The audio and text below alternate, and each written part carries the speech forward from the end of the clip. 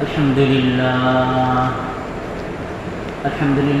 نحمده ونستعينه ونستغفره ونؤمن به ونتوكل عليه ونعوذ بالله من شرور أنفسنا ومن سيئات أعمالنا من يهده الله فلا مضل له ومن يضلله فلا هادي له ونشهد أن لا إله إلا الله وحده لا شريك له ونشهد أن سيدنا ونبينا وحبيبنا وشفيعنا محمدا عبده ورسوله وصلى الله تعالى على خير خلقه سيدنا محمد وآله وصحبه أجمعين أما بعد فيا أيها الناس قال الله تبارك وتعالى أعوذ بالله من الشيطان الرجيم بسم الله الرحمن الرحيم قل هل يستوي الذين يعلمون والذين لا يعلمون صدق الله العظيم رب اشرح لي صدري ويسر لي أمري واحلل عقدة من لساني يفقهوا قولي ربنا آتنا من لدنك رحمة وهيئ لنا من أمرنا رشدا اللهم ألهمنا مراشد أمورنا وأعذنا من شرور أنفسنا ومن سيئات أعمالنا رب اغفر وارحم وأنت خير الراحمين استغفر الله الذي لا إله إلا هو الحي القيوم وأتوب إليه میرا محترم سامعین کرام، میرا محترم بزرگوں اور دوستوں، میری آواز جہاں تک پہنچ رہی ہے میں سب سے مخاطب ہو کر آپ سب کی خدمت میں نیک تمنائیں پیش کر رہا ہوں۔ میں یہ تمنا ظاہر کرنا چاہتا ہوں کہ اللہ ہم سب کو خوش رکھے، آپ کو بھی خوش رکھے، ہمیں بھی خوش رکھے، پوری دنیا میں جتنے مسلمان ہیں اللہ سب کو خوش رکھے، سب کو عافیت عطا فرمائے، سب کو سکون عطا فرمائے۔ چونکہ یہ جمعے کی نماز بھی ادا کرنے والے ہیں، اسی نسبت سے ہم حاضر ہوئے ہیں، تو یہ نسبت بہت ہی عظیم الشان نسبت ہے۔ جب کوئی کام کسی اچھی نسبت سے جڑ جاتا ہے تو اس کی قدر بڑھ جاتی ہے۔ ویسے تو ہم بار بار سفر کرتے ہیں، لیکن جب ہم عمرے کے سفر پہ ہوں تو اس سفر کا کیا کہنا۔ ایسے تو ہم بار بار چلتے ہیں، لیکن اگر مسجد کی طرف چل رہے ہوں تو اس چلنے کو کیا کہنا، کتنی خوبصورت چال ہے یہ۔ ایسے تو ہم بار بار جمع ہوتے ہیں، لیکن جمعے کی نماز ادا کرنے کے لیے عظیم الشان عبادت کے لیے جمع ہو رہے ہیں، تو اس اجتماع کا کیا کہنا۔ یہ تو بہت مبارک اجتماع ہے، اسی لیے اس کا فائدہ اٹھاتے ہوئے اس مبارک نسبت، اس مبارک اجتماع، اس مبارک جلسے میں اور اس مبارک چہروں، ان مبارک جسموں، ان مبارک دلوں کے درمیان بیٹھ کر میں یہ دعا کرنا چاہتا ہوں کہ اللہ تمام امت مسلمہ کی حفاظت فرمائے۔ جو بھی میں دعا کر رہا ہوں آپ دل ہی دل میں آمین کہیے، دعا پر آمین کہنے سے اللہ دعا قبول فرماتے ہیں۔ پوری دنیا میں جتنے غیر ہیں اللہ انہیں بھی ہدایت عطا فرمائے، اور جو غیر اس طرح ظالم ہو گئے ہیں کہ سدھرنے والے ہیں ہی نہیں، اللہ نے ان کے لیے تباہی لکھ دی ہے اور ہدایت ان کے حق میں ہے ہی نہیں، تو اللہ ان سے ہماری سرزمین کو پاک و صاف فرما دیں، اور جو بھی دین کی خدمت کر رہے ہیں اللہ انہیں حفاظت فرمائے۔ میرے محترم بزرگوں و دوستوں، آج میں آپ سے جو گفتگو کرنا چاہتا ہوں، کئی موضوعات ہفتے کے بیچ میں کئی موضوعات سامنے آئیں، چونکہ ایک امام کی ذمہ داری ہوتی ہے کہ رٹی رٹائی تقریر نہ کرے، بلکہ وہ امت مسلمہ کے لیے گائیڈنس کے طور پر ممبر پر بیٹھے، ممبر پر براجمان ہو، اور اگر نہیں کر سکتا ہے تو ممبر سے اٹھ جائے۔ جو اچھے جانکاری رکھتے ہیں انہیں موقع دینا چاہیے۔ تو ہماری بھی ذمہ داری ہے کہ میں آپ کو کچھ اچھی باتیں بتاؤں۔ ابھی ہمارے سامنے ایک جو زبردست ٹاپک ہے وہ یہ ٹاپک ہے کہ نماز کی اصلاح، نماز کو سدھارنا بہت ضروری ہے۔ نماز بغیر سدھارے ہوئے ہم پڑھتے ہیں تو یہ صحیح چیز نہیں ہے، بلکہ نماز کو سدھارنے کی کوشش کرنا ضروری ہے۔ اگر ہم کوشش نہیں کر رہے ہیں، بس ویسے تیسے نماز پڑھ رہے ہیں، تو یہ ہمارا رویہ صحیح نہیں ہے۔ تو میں نماز پہ بھی ابھی گفتگو کروں گا، اور میں قرآن کریم کی تلاوت جو کی تھی اس کا ایک حصہ، تھوڑا سا ٹکڑا جو میں نے پڑھا تھا، اس کا ترجمہ بھی پہلے پیش کر دوں کہ اس کا تعلق علم سے ہے، ایجوکیشن سے ہے، نالج سے ہے، معلومات سے ہے۔ اللہ تبارک و تعالیٰ فرماتا ہے قل هل يستوي الذين يعلمون والذين لا يعلمون، اے نبی صلی اللہ علیہ وسلم کہہ دیجئے، ارشاد فرما دیجئے، اعلان کر دیجئے، لوگوں سے سوال بھی کر لیجئے کہ بتائیے اے لوگوں، آپ بتائیے هل يستوي الذين يعلمون والذين لا يعلمون، کیا جو جانتے ہیں اور جو نہیں جانتے ہیں برابر ہو سکتے ہیں؟ کیا علم والے اور بغیر علم والے یہ دونوں برابر ہو سکتے ہیں؟ ظاہر سی بات ہے کہ دونوں برابر نہیں ہو سکتے ہیں۔ ہماری عقل بھی یہی کہتی ہے، اور ایک بچہ بھی یہی کہے گا کہ دونوں برابر نہیں ہو سکتے۔ اسی طرح سورۃ الحشر میں جنت اور جہنم کے تعلق سے بھی بتا دیا گیا، اور قرآن کی دوسری آیتوں میں بتایا گیا کہ جہنم میں یہ پریشانیاں ہیں اور جنت میں یہ نعمتیں ہیں۔ تو ہماری عقل بھی کہہ دے گی کہ بالکل ہاں جنت اچھی جگہ ہے اور جہنم پریشانی کی جگہ ہے، دونوں برابر نہیں ہو سکتے ہیں۔ اللہ تعالیٰ بھی کہہ رہا ہے ہمارے لیے آسانی کے لیے، اور اللہ تعالیٰ اپنے کلام کے ذریعے سے کہہ رہا ہے کہ لا يستوي اصحاب النار واصحاب الجنہ، اصحاب الجنۃ هم الفائزون، کہ جنت والے اور جہنم والے دونوں برابر نہیں ہو سکتے، اور جنت والے کامیاب ہیں۔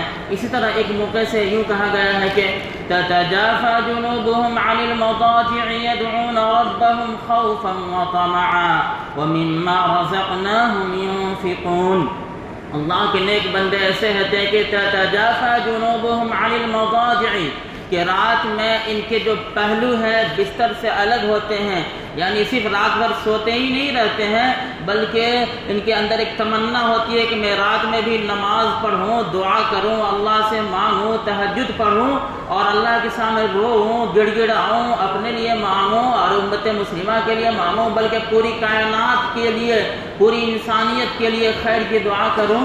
تو اللہ کے جو نیک بندے ایسے ہوتے ہیں کہ وہ زیادہ سونے کے چکر میں نہیں رہتے، بلکہ اپنے کو تھوڑا بستر سے الگ بھی رکھتے ہیں۔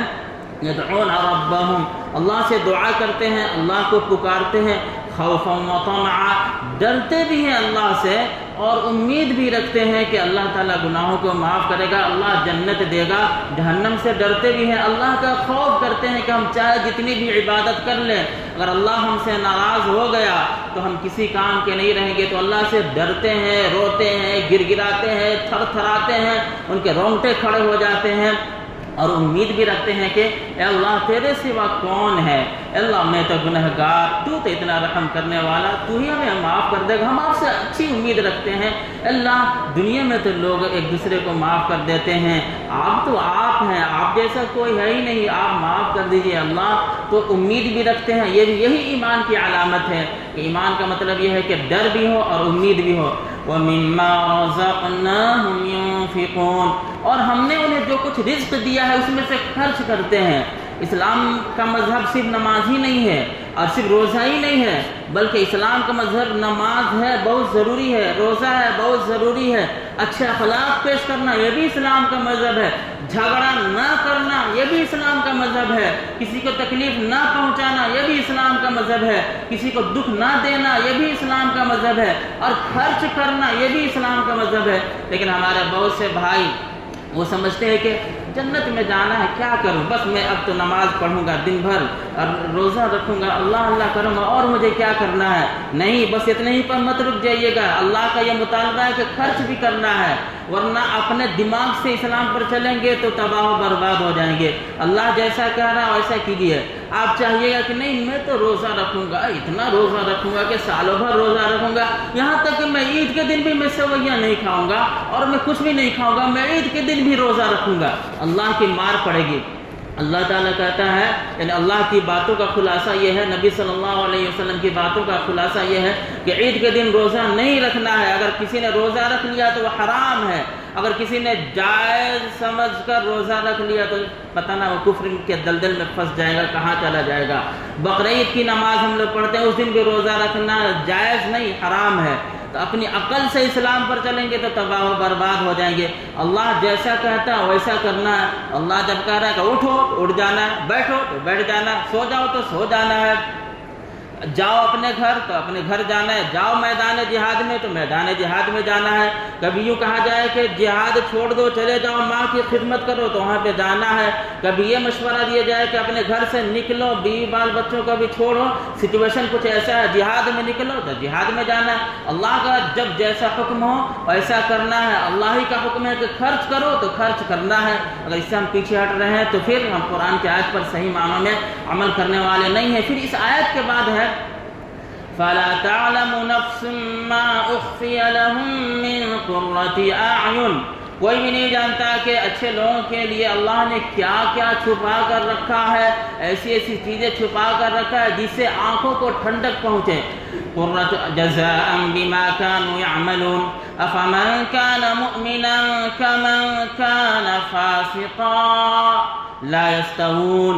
اللہ تعالیٰ فرما رہا ہے کہ بتاؤ، اگر کوئی مومن ہے اور کوئی فاسق ہے، فاجر ہے، بدبخت ہے، بدکار ہے، گناہگار ہے، کیا مومن اور فاسق دونوں برابر ہو سکتے ہیں؟ لا یستوون افمن کان مؤمنا کمن کان فاسقا، کیا مومن فاسق کی طرح ہو سکتا ہے؟ پھر اللہ تعالیٰ ہی جواب دے رہے ہیں لا یستوون، نہیں یہ برابر نہیں ہو سکتے۔ تو میرے محترم بزرگوں دوستوں، نماز کے تعلق سے بھی گفتگو کرنی ہے، اور علم کے تعلق سے جیسے میں نے بتایا کہ اللہ تعالیٰ فرمایا دونوں برابر نہیں ہو سکتے، جنت جہنم دونوں برابر نہیں ہو سکتے، مومن اور فاسق دونوں برابر نہیں ہو سکتے۔ اللہ اتنا کھول کھول کر جب بیان کر رہا ہے، اور یہ چیز ہماری بھی عقل میں آ جاتی ہے، اس لیے کہ اللہ ہی نے ہمیں عقل دیا کہ ہم سمجھ پاتے ہیں، ورنہ ہم پاگل ہوتے ہیں، مجنون ہوتے ہیں، پتہ نہ کیا کیا ہوتے ہیں۔ الحمدللہ اللہ نے ہمیں صحیح الدماغ بنایا ہے، تو ہم اپنی عقل سے بھی سوچیں اور ہمیں صحیح راستے پر چلنا ہے، غلط راستے پر نہیں چلنا ہے، مومنوں کے راستے پر چلنا ہے۔ میں نے جب قرآن کی آیت کا ترجمہ کیا ہے، اس کا سبق ہمیں لے کر جانا ہے کہ مومنوں کے راستے پر چلنا ہے، فاسقوں کے راستے پر نہیں چلنا ہے، علم والوں کے راستے پر چلنا ہے، علم حاصل کرنا ہے، غیر علم والوں کے راستے پر نہیں چلنا ہے۔ اسی طرح اچھے لوگوں کے راستے پر چلنا ہے اور غیر اچھے لوگوں کے راستے پر، برے لوگوں کے راستے پر نہیں چلنا ہے۔ تو میرے محترم بزرگوں دوستوں، عنوان آپ کے سامنے پیش کر دیا گیا۔ اب آئیے نماز کے اوپر۔ نماز بہت ضروری ہے، یہ سب کو معلوم ہے، اور نماز پڑھنے کے لیے کچھ چیزیں ضروری ہیں، بغیر ان چیزوں کے نماز نہیں ہو سکتی۔ اب نماز کو ہمیں سیکھنا ضروری ہے۔ نماز کو سیکھنے والے ماشاءاللہ ہمارے بہت سے بھائی آن لائن سیکھتے ہیں، کیونکہ ڈیوٹی وغیرہ کرتے ہیں، وہ بھی مبارکباد ہے، کم سے کم سیکھ تو رہے ہیں، مسئلے مسائل سیکھتے ہیں۔ اور بہت سے لوگوں کے پاس جب وقت ہے تو انہیں آف لائن سیکھنا چاہیے۔ آف لائن کا مطلب یہ ہے کہ باضابطہ امام صاحب کے پاس، یا جو جانکار ہیں، حافظ صاحب ہیں، یا جو بھی اپنے علاقے میں جانکار ہیں، ان کے پاس جائیے، ادب سے بیٹھیے اور ادب سے ان سے پوچھیے، مسئلے مسائل پوچھیے، تو یہ ایک اچھا طریقہ ہے۔ لیکن جب کوئی حافظ صاحب نہیں رہتا ہے علاقے میں، کوئی کچھ نہیں رہتا ہے، کوئی پڑھانے والا نہیں ہوتا ہے، سکھانے والا نہیں ہوتا ہے، تو آن لائن بھی آدمی سیکھ سکتا ہے۔ آج کل تو دنیا میں بے شمار سب آلات ہیں، وسائل ہیں، سہولتیں ہیں، آپ آن لائن بھی سیکھ سکتے ہیں۔ جیسے مفتی طارق مسعود صاحب ماشاءاللہ وہ درس حدیث بھی پیش کرتے ہیں۔ آپ یوٹیوب میں جا کر جو موبائل کا غلط استعمال کرتے ہیں انہیں چھوڑ دینا ہے، اچھا استعمال کیجیے۔ سب سے پہلے تو آپ آف لائن میں وقت لگائیے کہ موبائل کے استعمال کی ضرورت ہی نہ ہو۔ لیکن اگر آپ کے علاقے میں کوئی سکھانے والا نہ ہو تو ان کا ہے، یا اور بھی جو لوگ سکھاتے ہیں، قرآن کی آیت پڑھتے ہیں، ترجمہ کرتے ہیں، حدیث پڑھتے ہیں، ترجمہ کرتے ہیں، تشریح کرتے ہیں، دین بتاتے ہیں، ہمیں وہاں سے بھی سیکھنا ہے۔ تو اب سیکھنے میں یہ بات آتی ہے کہ سب سے پہلے پاکی ضروری ہے، بغیر پاکی کے نماز نہیں۔ الطہور شطر الایمان، اور مفتاح الصلاۃ الطہور، حدیث شریف کے الفاظ ہیں جن کا خلاصہ یہ ہے کہ بغیر پاکی کے نماز نہیں۔ اور پاکی میں سب سے پہلے دل کی پاکی ہے، عقیدے کی پاکی ہے۔ یعنی جب ہم کہتے ہیں نا لا الہ، اس کا مطلب ہے کوئی معبود نہیں، یعنی اب اپنے دل سے جتنے بھی بت ہیں سب کو نکال دینا ہے، شرک کو نکال دینا ہے، کفر کو نکال دینا ہے، علائش و گندگی کو نکال دینا ہے۔ اس کے بعد سے ہم کہتے ہیں الا اللہ، ہاں اللہ ہے۔ اب اپنے دل میں عقیدے کو، اچھے عقیدے کو داخل کرتے ہیں کہ ہاں بس اللہ ہے، وہی سب کچھ کرتا ہے، ہم ایمان والے ہیں، ہم اللہ پر ایمان رکھتے ہیں، اس ایمان کو بڑھانا ہے۔ تو جب تک اگر دل میں کفر ہے، شرک ہے، آپ لاکھوں نماز پڑھ لیں قبول نہیں ہوگی، چاہے آپ لاکھوں روزے رکھیں قبول نہیں ہوں گے۔ جیسے ہمارے بہت سے غیر مسلم بھائی روزہ رکھ لیتے ہیں، تو روزہ رکھنے سے ان کو تو یہ فائدہ ہو جاتا ہے کہ جسم میں، باڈی میں جو بیماری کا پرابلم ہے اس سے ان کو تو نجات مل جاتی ہے، لیکن آخرت میں ان کو کوئی فائدہ نہیں ہوگا۔ دنیاوی طور پر تو جو بھی کچھ اچھا کام کرے گا اس کو فائدہ ملتا ہے، وہ بھی ماں باپ کی خدمت کرتے ہیں نا تو ان کو فائدہ ملتا ہے دنیا میں، لیکن آخرت میں ان کو کچھ نہیں ملے گا۔ اور دنیا کا فائدہ کیا ہے؟ دنیا کا فائدہ تو بہت چھوٹا ہے، بہت چھوٹی سی چیز ملتی ہے، اصل تو آخرت ہے۔ تو جب تک ایمان نہیں ہے اللہ کے یہاں قبول نہیں، آخرت میں قبول نہیں۔ اور فرمایا گیا تھا، اور میں نے تلاوت بھی کی تھی، وَمَن يَبْتَغِ غَيْرَ الْإِسْلَامِ دِينًا فَلَن يُقْبَلَ مِنْهُ، کہ جو ایمان اسلام کے علاوہ کوئی طریقہ اختیار کرے گا قبول ہی نہیں ہوگا۔ تو سب سے پہلے ہمیں پاک کرنا ہے اپنے آپ کو عقیدے کے معاملے میں، یعنی ہمارا عقیدہ پاک ہونا چاہیے۔ جب عقیدہ پاک ہو گیا تب جسم کو بھی پاک کرنا ہے۔ وضو کے بھی سب طریقے ہوتے ہیں، وضو جب کریں تو اچھی طرح وضو کریں۔ وضو کے سلسلے میں مسائل ہیں، وضو میں یہ سنتیں ہیں، یہ مکروہات ہیں، یہ مستحبات ہیں، یہ واجبات ہیں، یہ فرض ہیں۔ یعنی اگر فرض ادا نہیں کریں گے تو وضو ہمارا ادا ہی نہیں ہوگا۔ اب فرض میں یہ ہے کہ جیسے چہرے کو دھلنا ہے، چہرے کو یہاں سے لے کر اور یہاں تک دھلنا ہے، اور یہ جو دیکھ رہے ہیں اس کو یہ پورا دھلنا ضروری ہے اچھے سے۔ یہ جو ہے نا تھوڑا سا یہاں پہ چمڑا سکڑ جاتا ہے تو پانی نہیں پہنچ پاتا ہے، تھوڑا اچھے سے آرام سے پورا اس کو دھل لیں۔ چہرہ کا دھلنا یہ فرض ہے۔ ہاتھ بھی جب دھلیں تو پورا ایک دم کہنیوں سمیت پورا یہاں تک دھل لے، تھوڑا زیادہ ہی دھل لے، یہاں تک دھل لے، کیا حرج ہے؟ اب آپ پریشان ہو جائیے کہنی کس کو بولتے ہیں، کہاں تک ہے کہنی، یہاں تک ہے یا یہاں تک ہے؟ تھوڑا سا زیادہ ہی دھل لیجئے، یہاں تک دھل لیجئے تاکہ پورا اور اچھے سے یہ جو گڈھا ہے نا ادھر پانی نہیں پہنچ پاتا ہے، اس کو بھی اچھے سے یہ کر لینا ہے دونوں ہاتھ کو۔ اب مسح کرنا ہے، چوتھائی سر کا مسح کرنا ضروری ہے۔ اسی طرح جب پیر دھلتے ہیں تو جو ابھری ہوئی ہڈی ہے ادھر سے بھی اس کو پورا اچھے سے دھل لینا، تھوڑا اوپر تک دھل لیجئے، اچھے سے انگلیوں میں پورا یہ کر لیجئے تاکہ پانی اندر تک پورا پہنچ جائے۔ یہ وضو میں یہ چیز دھلنا، یہ چاروں چیزیں یہ فرض ہے، اگر اس طرح نہیں کریں گے تو ہمارا وضو ہی ادا نہیں ہوگا۔ اور اسی طرح ہم جب ناپاک ہیں تو غسل کرنا فرض ہے۔ اب غسل کرنے کے لیے کلی کرنا، ناک میں پانی ڈالنا اور پورے بدن پہ پانی بہانا، تو کلی بھی اچھی طرح کریں، لیکن روزے کی حالت میں غرارہ نہ کریں، ورنہ غرارہ کریں گے تو اندر پانی چلا جائے گا تو روزہ ہی ٹوٹ جائے گا۔ تو روزے کی حالت میں مجبوری ہے تو اچھے سے اس طرح کلی کر لیں، پھر ناک میں بھی پانی تھوڑا اچھے سے ڈال لیں اور نرم حصے تک، اور پورے بدن پہ، بدن کا ایک حصہ بھی سوکھا ہوا نہیں رہنا چاہیے۔ یہ چھوٹی چھوٹی چیزیں ہیں۔ انشاءاللہ میرے پاس یہ کتاب ہے معاون نماز، ماشاءاللہ آپ لوگ تو ایسے علاقے میں، جس علاقے میں مدرسہ چل رہا 60-70 سال سے، ماشاءاللہ آپ لوگوں کے اساتذہ کتنے اچھے اچھے اساتذہ تھے، اس میں سے کچھ لوگ قبر میں چلے گئے ہیں، کچھ لوگ ابھی ہیں۔ آپ اپنے اساتذہ کے لیے ہمیشہ دعا کرتے ہی ہیں، احترام کرتے ہیں، اور ان سے آپ نے سیکھا۔ اردو تو آپ جانتے ہی ہیں، آپ خود بھی پڑھ لیجئے، یا ہندی میں بھی کتاب ہے، یا آپ کے گھر میں بھی ماشاءاللہ جو لوگ اردو نہیں جانتے آپ کے بچے پڑھتے ہیں، بچوں سے گھر میں بٹھا کر، یا بچیاں ہیں ان سے سنیے کہ بیٹا اس میں کیا لکھا ہے نماز کے بارے میں، کیا مستحب ہے، کیا فرض ہے۔ آسان کتاب ہے، میرے پاس یہاں پہ کتاب ہے، آپ چاہیں گے تو مجھ سے لے سکتے ہیں، تو آپ اس سے بھی بہت کچھ سیکھ سکتے ہیں۔ پھر اس میں جو آپ کو جو سوال پیدا ہوگا آپ امام صاحب سے یا کسی عالم سے یا کسی جانکار سے اس سوال کو پوچھ سکتے ہیں، کچھ سنا سکتے ہیں وغیرہ وغیرہ۔ اسی طرح ایک اور چیز آتی ہے جو ابھی بتانا ضروری ہے، صف سیدھی کرنا ضروری ہے۔ اب میں ترتیب وار نہیں بتا رہا ہوں تاکہ جو ضروری چیز ہے وہ پہلے بتا دوں۔ سب سیدھی کرنی ضروری ہے۔ سب سیدھی کے سلسلے میں ایک چیز یاد رکھیں، جب ہم پیر رکھتے ہیں نماز میں تو یہ جو اینڑی ہے نا، اینڑی ادھر سے، اینڑی کا اگر پیچھے سے سب کا برابر ہو جائے، یا یہ جو پنڈلی ہے اس کو پنڈلی بولتے ہیں، اگر ہم एड़ी के बाद में पिंडली का हिस्सा आता है। एड़ी तो यहाँ से शुरू है, पिंडली थोड़ा और आगे से, यहाँ से। तो एड़ी या पिंडली, इसको देख लें, अगर सबका एकदम पीछे से अगर बराबर है और आपका कंधा देख लीजिए अगर इस तरह बराबर है, एक दूसरे से बिल्कुल साइड ये है, तो सब सीधी हो गई। बहुत से लोग ये अंगूठा है ना, अंगूठा इस तरह बराबर करते हैं, तो इस तरह सब सीधी नहीं हो पाती है, इसलिए कि कुछ लोगों का पैर छोटा होता है, कुछ लोगों का पैर बड़ा होता है। अब छोटा पैर वाला आगे चला जाएगा तो देखिएगा कि सब टेढ़ी हो जाएगी। तो अभी आप ऐसा कीजिएगा, ट्राई करके देखिएगा, बल्कि अभी हम लोग जब सब सीधी करेंगे ना, तो आप ज़रा एड़ी के ताल्लुक से पूरा देख लीजिएगा, सब लोग एड़ी को पीछे से अगर बराबर होगा, फिर कंधे को भी थोड़ा देखिएगा इस तरह बराबर, फिर देखिएगा कि सब सीधी हो रही कि नहीं। ये बाज़ाब्ता किताब में भी, अरबी किताब में भी ये बात लिखी गई है।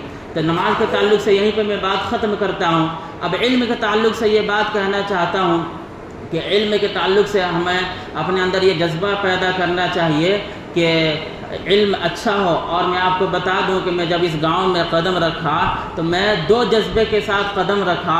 एक तो ये जज्बा था कि माशाल्लाह मदरसा सरकारी है, यहाँ से आमदनी आने लगेगी तो फ्री होकर दीन की खिदमत आदमी करेगा, इसलिए कि पैसा भी ज़रूरत है बीवी बाल बच्चों माँ बाप भाई बहन के लिए, वो होगा चाहे नहीं होगा तो अल्लाह की मर्ज़ी है। एक दूसरा मेरा ख़ास मकसद ये था कि मैं कुछ दिन यहाँ पर रहूँ ताकि इल्म के बारे में एक नज़रिया पेश करूँ। अब मेरा नज़रिया ये है कि घर का एक एक बच्चा हाफिज़ हो, प्लस स्कूल लाइन से भी जहाँ तक वो पढ़ना चाहे वो पढ़े। मेरी ये तमन्ना है। इस दर्द के साथ मैं आपके सामने हाजिर हुआ, इस मोहब्बत के साथ। जाहिर सी बात है अगर मेरे दिल में आपके ताल्लुक़ से मोहब्बत नहीं होती तो मैं हाजिर ही नहीं होता। बताइए 10-12 हज़ार की तनख्वाह में कौन हाजिर होता है? किसी ने मुझसे कहा कि आप 10,000 की तनख्वाह में हैं, मैंने कहा कि मुझे तो अगर 2,000 की तनख्वाह देता लोग ना, फिर भी मैं रहने के लिए तैयार हूँ। इसलिए कि मेरा एक ख़ास मकसद था। अल्हम्दुलिल्लाह मेरे ज़रिए से बच्चे केरला में पढ़े, वह हाफिज़ हो गए, और मुझे बहुत खुशी होती है कि मेरे बच्चे वो कतर में कोई इमामत कर रहा है, कोई मिस्र में पढ़ रहा है, पूरी दुनिया में वो कहीं भी ये कर सकते हैं। मुझे खुशी होती है। दुनिया क्या है, छोड़कर चले जाना है। दुनिया भी ज़रूरी है, ज़रूरत के मुताबिक, आखिरत के लिए सब तैयारी होती है। अगर आपने मुझसे मोहब्बत वाकई में कर लिया, अपने घर में एक एक बच्चे को हाफिज़ बना दिया, एक एक बच्ची को हाफिज़ बना दिया, और इस नस्ल को आपने चेंज कर दिया, तो मैं समझूंगा कि मैं कामयाब हो गया। यही मेरी एक तमन्ना है आप हजरात से। कुछ बच्चे ऐसे होते हैं जो मुकम्मल तौर पर हिफ्ज़ नहीं कर पाते हैं, तो उनके लिए भी सब तरीका है। कम से कम 5-6 पारे तो हिफ्ज़ कर ही लेंगे, और 1 साल उसको डाल दीजिए ना मदरसे में। आप मुतालबा करते हैं ना कि इमाम साहब और मौलाना साहब 1 साल के लिए जमात में चले जाए, और उसके बाद फिर 1 साल के लिए और चले जाए, फिर 1 साल के लिए और चले जाए। तो जो भी मुतालबा करता है उसकी एक नीयत होती है कि ताकि दीन फैल जाए, अच्छी नीयत से वो मुतालबा करता है। तो मैं भी आपसे अदब के साथ कहता हूँ कि 15 साल की उम्र में तकरीबन जो सरकारी है, आप बच्चे को मैट्रिक करा सकते हैं। उससे पहले आप मैट्रिक 13 साल में शायद नहीं करा सकते।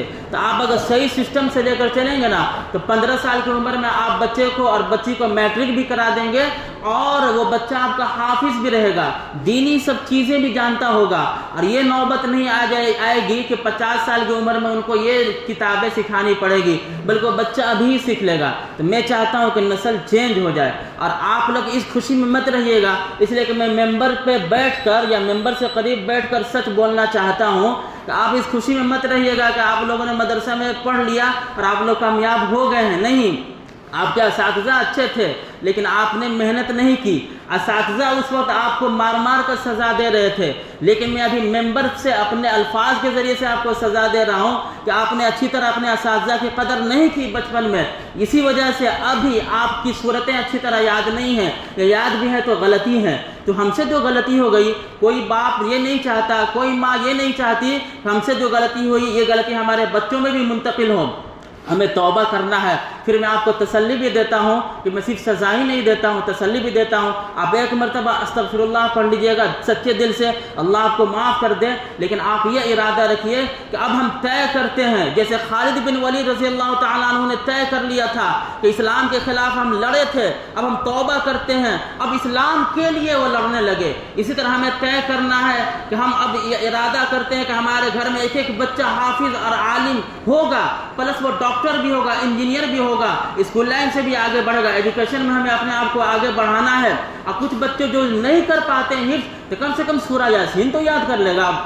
کم سے کم عامہ پارا تو یاد کر لے گا، 30واں پارا، کم سے کم یہ چیزیں تو یاد کر لے گا. ورنہ پتہ چلا ہے کسی کا انتقال ہوتا ہے، گھر میں کوئی نہیں ہے، وہی بچہ ہے، سورہ یاسین بھی نہیں پڑھ پاتا ہے. یعنی ابا کا انتقال ہو رہا اور ابا کو ابھی چاہیے کہ کوئی مجھ پر سورہ یاسین پڑھے تاکہ روح آسانی سے نکلے، وہ پڑھ ہی نہیں پاتا.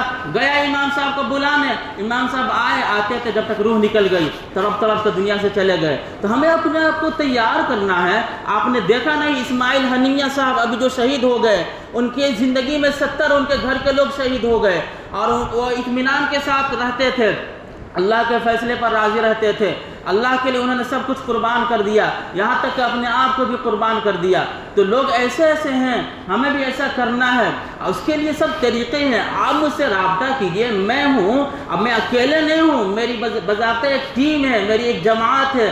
آپ یہ مت سوچیے گا کہ میں ایک چھوٹا سا امام کی طرح ہوں، بلکہ میں نے بتایا نا کہ میرا ایک نظریہ ہے علم کا. میں اس کے لیے گھوم کر کوشش کرتا ہوں تاکہ دین کی ایک خدمت ہو. آپ مجھ سے رابطہ کیجئے. نماز پڑھانے کے لیے تو ایک حافظ صاحب بھی آ کے نماز پڑھا دیں گے، لیکن تقریر کرنے کے لیے پڑھنا پڑتا ہے، بہت کچھ سیکھنا پڑتا ہے. تو میرا ایک نظریہ، آپ مجھ سے رابطہ کیجئے. کوئی بھی پرابلم ہو، آپ نے بچے کے سلسلے میں آپ MBBS ڈاکٹر کے پاس جاتے ہیں نا، اس طرح آپ مجھ سے بھی رابطہ کر سکتے ہیں. اور میں اپنے بڑوں سے رابطہ کرتا ہوں، ان سے کنیکشن لیتا ہوں، ان سے مشورہ لیتا ہوں. اپنے بڑوں سے میں پوچھتا ہوں کہ ایک بچہ ہے گاؤں میں، اس کے ساتھ یہ پرابلم ہے، اس کو تعلیم میں آگے بڑھانا ہے، کیا کیا جائے؟ وہ لوگ مجھے بتاتے ہیں، مشورہ ہم لوگ کرتے ہیں، پھر دیتے ہیں، وہ بچہ آگے بڑھتا ہے. ابھی ایک تازہ خبر یہ ہے کہ ایک بچہ قرآن شریف 7 پارے کا حفظ کیا تھا، اب بچہ وہ تعلیم چھوڑ کر ادھر ادھر دنیا داری میں وہ جانا چاہتا تھا، بھول جاتا، اس لیے کہ گندے ماحول میں وہ چلا جاتا. میں نے مشورہ دیا